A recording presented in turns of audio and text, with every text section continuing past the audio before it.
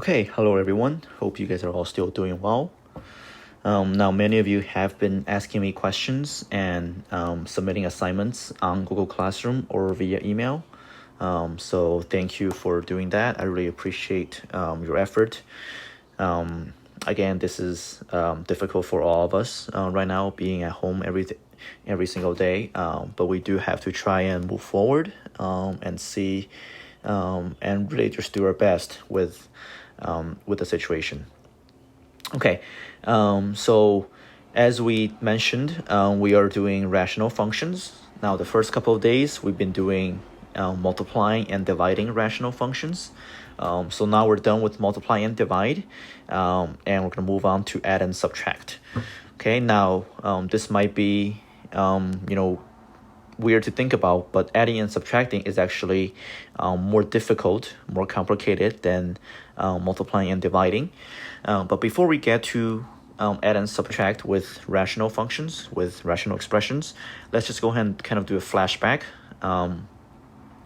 to elementary school or middle school when you did adding and subtracting with fractions.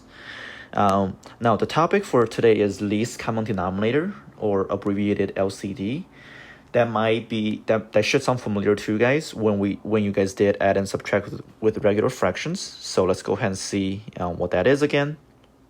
Okay, so if I want to do 2/3 plus 4/5, now adding fractions, here's what you don't want to do. Okay, so this is definitely not equal to 6/8, right? So we're not allowed to just add up the numerator and add up the denominator. So this is definitely not equal to 6/8. So let me go ahead and erase all of that. So that's not what you want to do. Okay, so what you want to do is first find what's called the LCD, right? The least common denominator. So you look at 3 and 5 and you see, okay, what can 3 and 5 both go into? And you want the smallest number. Okay, in this case, it's going to be 15, right? Because 3 can go into 15 and 5 can go into 15 as well. And that's the smallest. Okay, now if you have 2/3, here we're going to multiply by 5/5, right? Because 3 times 5 is 15, so we do 2 times 5, and that's 10. And over here, we're going to multiply by 3/3, so that's going to be 12/15. And now we have the same denominator, so now we can add the numerator, but the denominator stays the same, right? So this is 22/15. Okay, so hopefully that should look familiar to you guys from way back when you did add and subtract with fractions. Okay, and then let's just go and do one more example. So same thing, if we're subtracting, we first want to find the LCD. Now here we have 12 and 10. Okay, now some of you might say, okay, so 12 and 10, they can both go into 120. Okay, and that is true, they do both go into 120. However, you want to find the least common denominator. Okay, that word is very important, the least common denominator. If you don't find the least common denominator, it's gonna make you do a lot more work than what you actually need to do. Okay, so 120 here, it is a multiple, it is a common denominator, but it's not the least. Okay, so 12 and 10, you want to find the least. In this case, I think it's gonna be 60 and 60, right? They can both go into 60, and that's gonna be the least. Okay, 60 is less than 120, which is why 120 is not the least. Okay, so here we're going to multiply by 5/5 because 12 times 5 is 60. So I get 55 on top. And here I'm doing times 6/6. So I get 42. And now we can subtract the numerator, and that's going to be 13, it looks like. Okay, and there it is. Okay, so that is how we can add and subtract with just regular fractions. And it's going to be the exact same way when we add and subtract with rational expressions. Okay, but we're just going to spend today just practicing with LCD. Okay, because finding LCD with numbers, it's not too bad. You just have to know your multiplication facts.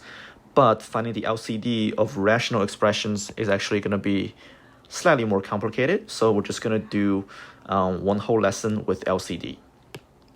Okay, so let's see, find the LCD of 3 and x. Okay, so now the difference is with rational expressions, we're going to have variables. Okay, so it's not just 3 and a number, it's going to be 3 and x.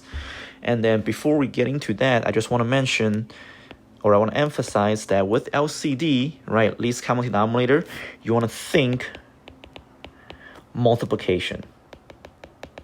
Okay, and I'll clarify what that means in a second, but you want to think multiplication.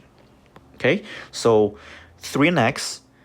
Okay, so what's something that 3 and x can both go into, right? Because that's what least common denominator means, right? That's what LCD means, is something that both of these guys can go into. Okay, and the answer in this case is going to be 3x. Okay, now here's why. So let's go ahead and double check, right? So 3x, well, 3 can go into 3x, right? We can multiply 3 by something to get 3x, right? That's what you want to think, multiplication. So we can multiply 3 by something to get 3x. In this case, we can multiply that by x. And then we can multiply x by something to get 3x as well, right? We can multiply x by 3 to get 3x. Okay, and 3x is also the least common denominator, right? There's nothing that's less that we can make our answer for. Okay, so how about 5x and 4x? Okay, so now we have both numbers and variables. Okay, so let's first look at the numbers. So we have 5 and 4. Well, if I just give you 5 and 4, what's the least common denominator or the least common multiple? In this case, I think it's going to be 20. Okay, because 5 and 4 can both go into 20, can both multiply to 20, and there's nothing that's less that can work. Okay, now how about x and x? So I have an x here and an x here. Okay, what's their least common denominator? What's their LCD? Okay, and you might think that it's going to be x squared, right? Because I have an x on one side and x on the other side, so I need 2 x's. But in reality, I actually just need the 1x, right? But again, you want to think about multiplication, right? You want to think, okay, can I multiply 5x by something to get 20x? And the answer is yes, right? You can multiply by 4. Can I multiply 4x by something to get 20x? And the answer is yes, you can multiply by 5. Okay, now if we have put a 20x squared here, that's still a common multiple, but again, the problem is it's not the least, right? Just like up here, we could have used 120 in this case, but 120 is not the least.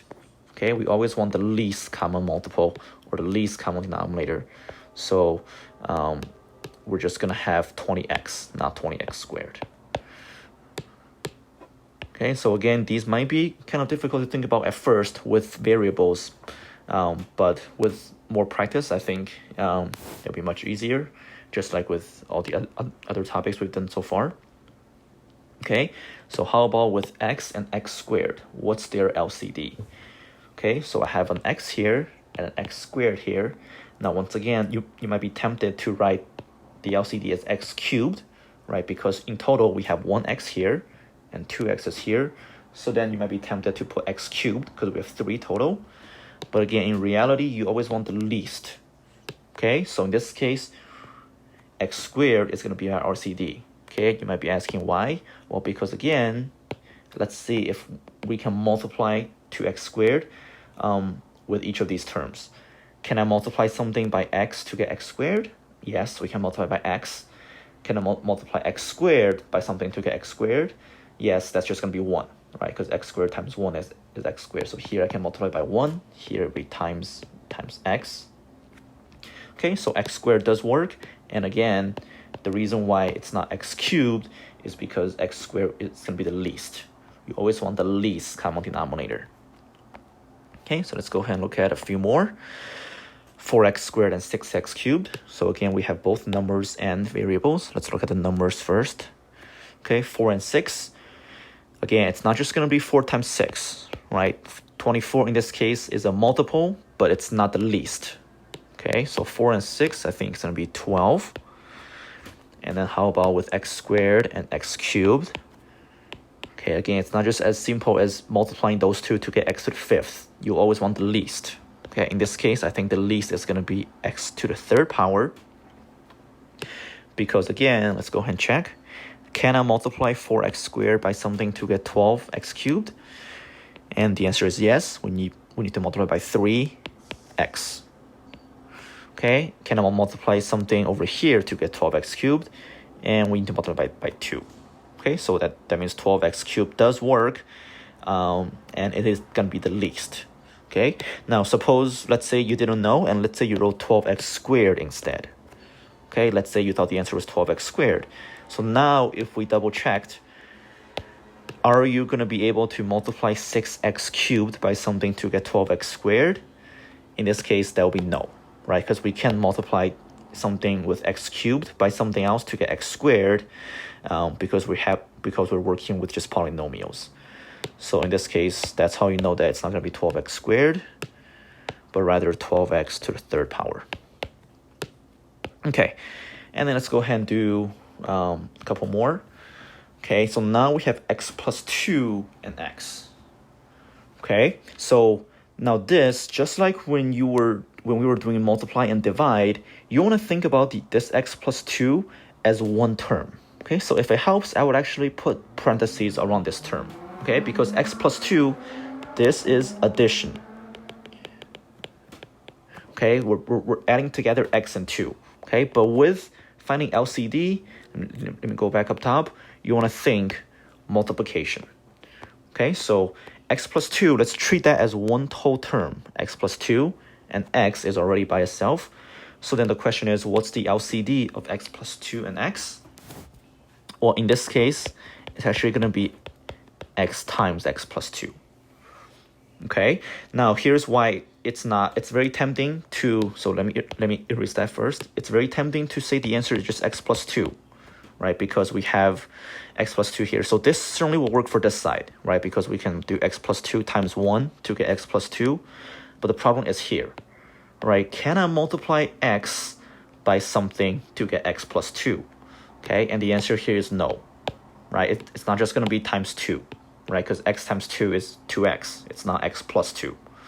Okay, so that's the reason why our LCD is not just going to be x plus 2, but rather we need both of the factors, right? Again, the LCD has to be something that both of our factors can go into, right? In this case, I can multiply x plus 2 by x to get this, and I can multiply x by x plus 2 to get x times x plus 2. Okay, so this might be a bit confusing for some of you to start, and it definitely is, but with more practice, I think it will get much better.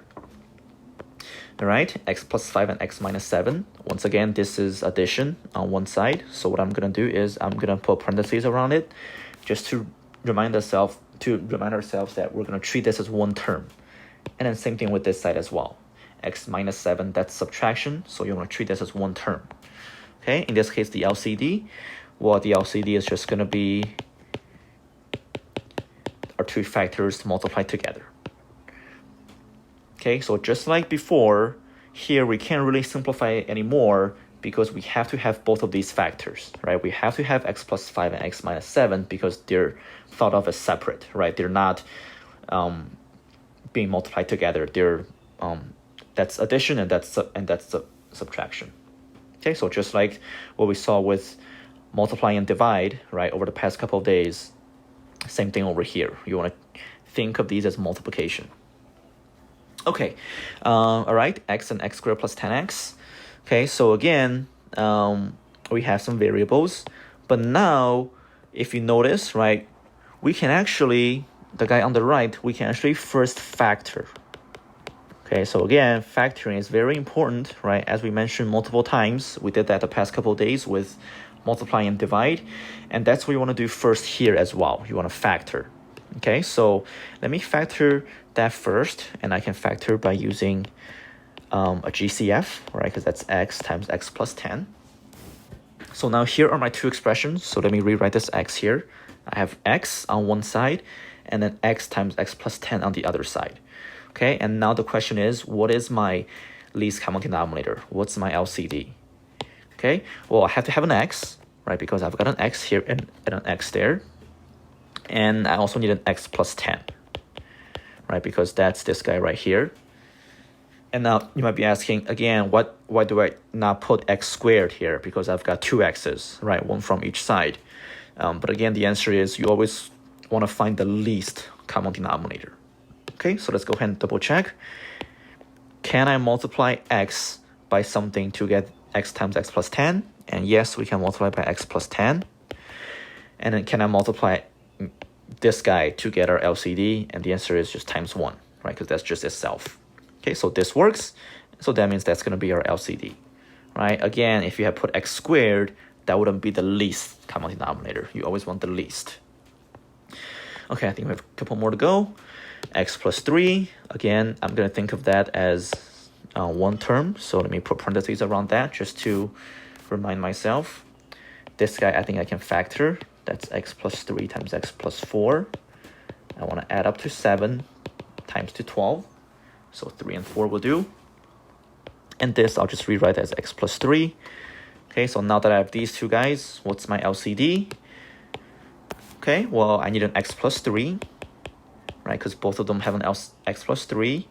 And I need an x plus 4 as well, right? Because this guy on the right, has an x plus 4. And again, it's not x plus 3 squared, right? Because that wouldn't be the least. So again, we can check. Can I multiply x plus 3 by something to get our LCD?